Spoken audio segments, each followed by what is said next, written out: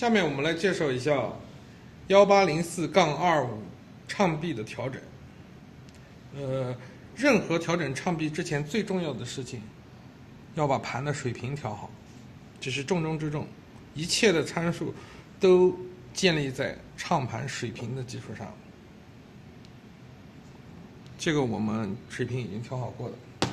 然后水平调完，唱盘的水平调完以后，你要再次用我们的这个唱臂的轨的调整工具，再相对的把这个唱臂的导轨水平相应的调好。这是提前的2个步骤。唱头我们安装上了，就是第一步先把唱头安装到这个唱臂滑槽的最底端。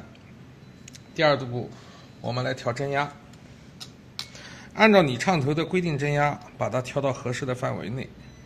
这个我们是预先调好的，1.7到1.8左右。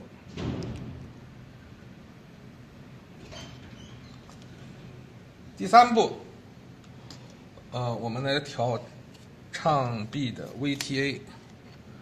先用我们的 AB 点归尺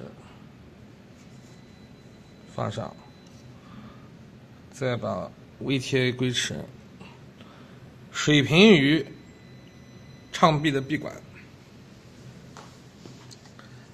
然后落下唱针，用 VTA 归尺的上面的白线参照唱臂最上缘或者最下缘，根据它的这个水平度来调整。现在后面有一点点高，我们调整这个旋钮，顺时针是升高，逆时针是降低，然后2条线水平就可以了。这样子 VTA 调整结束。下面我们来调 AB 点。这个归尺上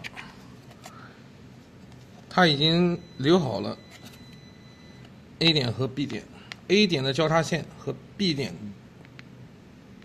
的交叉线，套上唱盘。第一步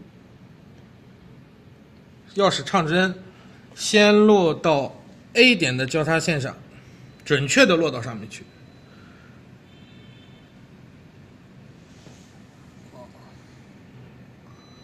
以后抬起来以后，这个盘就不能动了，归尺也不能动，再移到 B 点上。也要准确的落在十字交叉线上。你可以通过这个滑槽调整唱头的前后位置，来对准这2个点。这个是精调，你可以通过这个螺丝不要上紧，这样轻微的旋转唱臂来调整这个唱头的位置。这个是粗调。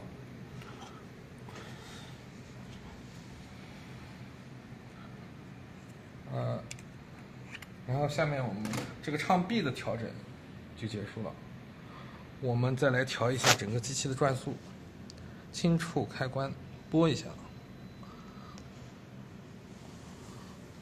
对，它这里实时显示的转速，33转，这里45转都有标识，顺时针是加快，逆时针是减慢，都是一样的。切换33、45是轻触，一样也是这样做的。现在这样的话，这个整个唱盘的调整就结束了。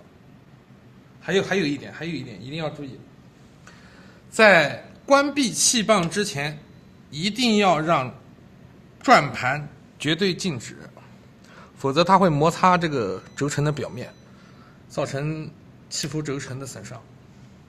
谢谢大家。